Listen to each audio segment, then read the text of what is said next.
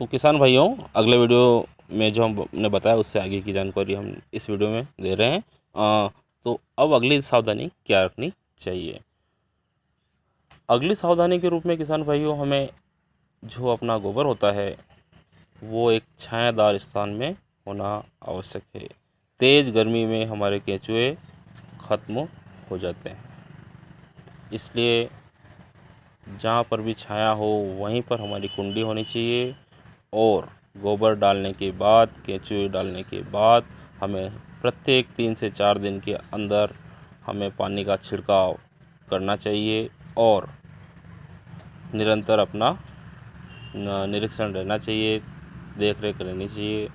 और आसपास ये भी देखें कि कहीं चींटियाँ आ तो नहीं रही है।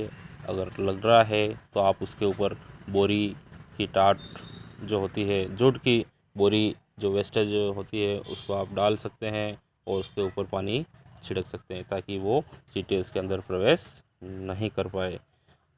तो किसान भाइयों, ये अपना अगला बिंदु था। अब आगे बात करते हैं कि छाया होने के साथ ही अब ये कितने दिन में खाद बनकर तैयार हो जाएगा। तो किसान भाइयों, अगर आपके पास रॉ मटेरियल ज़्यादा है और केंचुए कम है तो इस पर भी ये निर्भर करता है। तो अगर हमारा माल ज़्यादा है तो हमें केंचुए ज़्यादा लाने चाहिए, और अगर रॉ मटेरियल मीन्स गोबर कम है तो हमें हम कम केंचुओं से भी हमारा काम हो सकता है। और साथ ही केंचुओं की अपनी खुद की भी एक प्रजनन दर जो होती है वो अपने आप में निरंतर बढ़ते रहते हैं।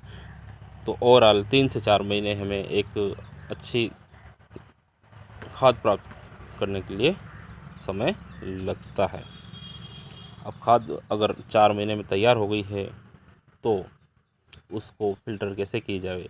तो दोस्तों, जब खाद रेडी हो जाती है तो केंचुए ऑटोमेटिकली बिल्कुल नम जगह में साइड में चले जाते हैं।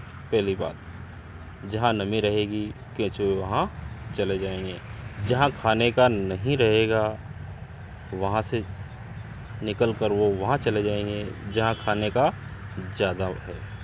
इसलिए मैक्सिमम केंचुए तो ऐसे चले जाते हैं, लेकिन फिर भी हमें इसको फ़िल्टर करना आवश्यक है। तो आप एक गोलाई वाले जो चाहे तो यूट्यूब पे भी सर्च कर सकते हैं, एक जाली आती है, उसको उसके अंदर इस खाद को डाल के गोल गोल घुमा के भी आप केंचुओं को अलग फ़िल्टर कर सकते हैं और खाद आपकी कम लेबर में आपको मिल सकती है।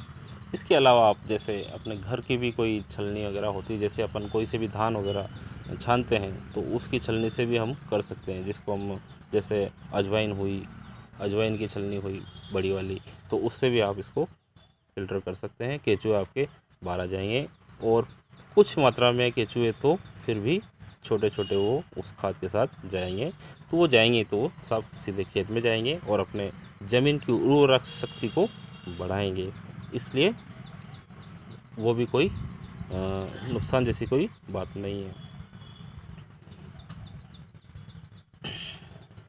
और अब जो केंचुए हमें वापस